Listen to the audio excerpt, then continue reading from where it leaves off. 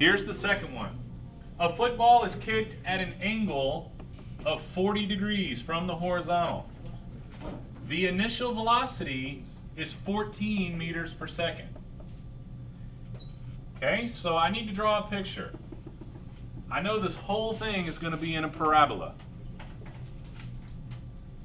And I know that the initial is going to be 14 meters per second at 40 degrees. Here are the things that it asked me to find. How long is the ball in the air? How far downfield, that's dx. What is the maximum height attained, that's dy. How fast was it moving initially in the horizontal direction? And then how fast was it moving initially in the vertical direction? Every one of these problems, you're going to have to figure out what you need because you might not solve these problems in order. And I'm going to tell you, the first thing that we're going to find is 8 and 9 because that's going to be the easiest ones to find. What did I tell you you needed to do right here? We need to make a triangle. What's the hypotenuse of that triangle? What is it? It is 14. What's this angle? 40. This is going to be my Vy and this is my Vx. And we need to remember our trig. SOHCAHTOA. I need the adjacent. I have the hypotenuse. Which one do I use? Very good. Cosine. Cosine of 40 degrees is the adjacent over the hypotenuse.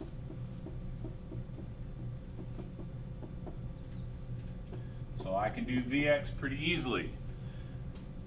14 cosine 40, that's going to be 10.7.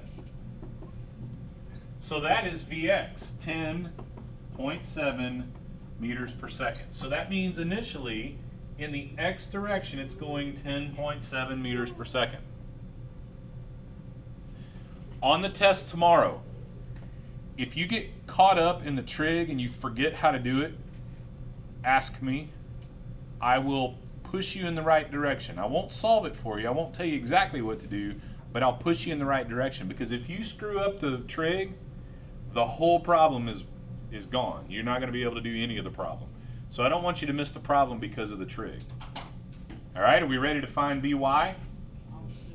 What's the only thing that changes? Since it's the opposite, we're going to use the sine. And this becomes y. And this becomes y. What is it? How much? Yeah, it's like 8.999 or something like that. That's 9.0 meters per second. So initially, it's 9.0 meters per second.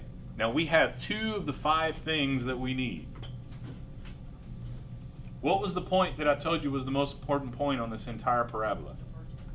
The vertex, right there. That is always the most important because that's where we're going to find our dy, and that's also where we're going to find half of the time because whatever time it takes to get there, it's going to take to get down. Can I erase the trig down here? Are we ready? Can I erase it?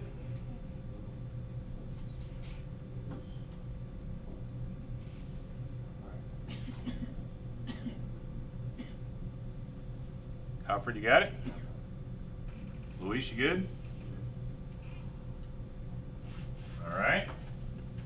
Now, the next thing that I think I would solve for is I want to solve for dy. I'm going to use this formula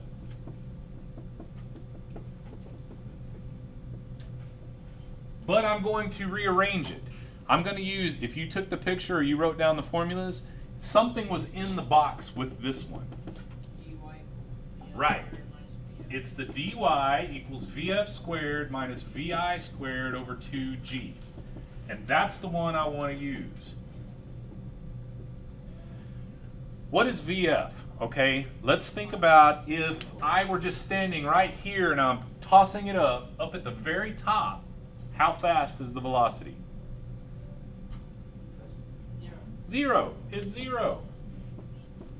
What was the initial velocity in the y direction? 9.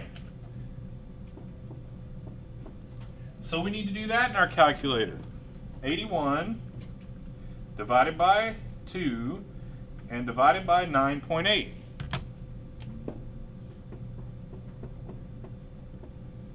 So the height that this thing goes is 4.13 meters. 4.13 meters. So that's not real tall, because from here to the ceiling is about 2 meters, so twice that would be about 4. So if you're a punter on my team and you can't punt it any higher than that, you're probably not going to be the punter for very long. Are we good? Can I erase this? If I have the height, what is the next easiest thing for me to find? What relates x and y? Time. So I need to find the time. Time, since I have the height, is going to be 2 dy over g. Well, what height did I just say it was? 4.13.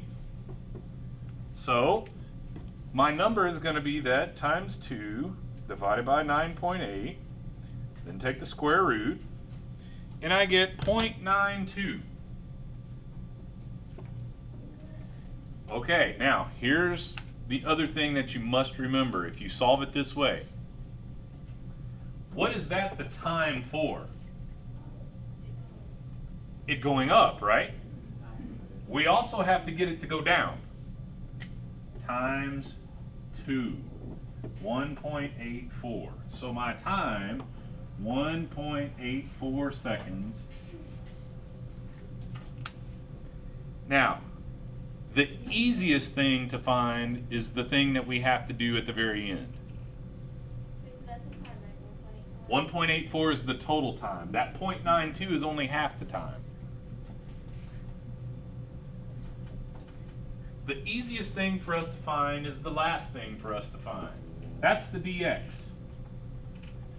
If I have vx and I have the time, how do I find dx? Yeah, it's the Vx times t. Well, what was the Vx? 10.7. And what was my time? 1.84. What is it? 19.7. Now, here's the other thing. A meter is about a yard. If you're my punter and you can only punt it about 20 yards, I don't want you to be my punter. Because 20 yards, I would go for it on 4th down. Any questions on this problem? How did you get the time again? The time, I used the formula of t equals the square root of 2 dy, since I know the dy now, over g. Right. That's only going to give me half the time. Yeah, they give you 1.9. Right? 0.891 is 0.91. Yeah. Then I multiplied that by 2 because this is only half the time.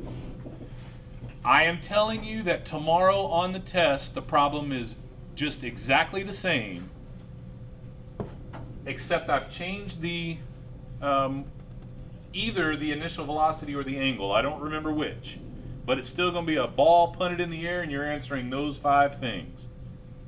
Watch this video tonight a few times. Good?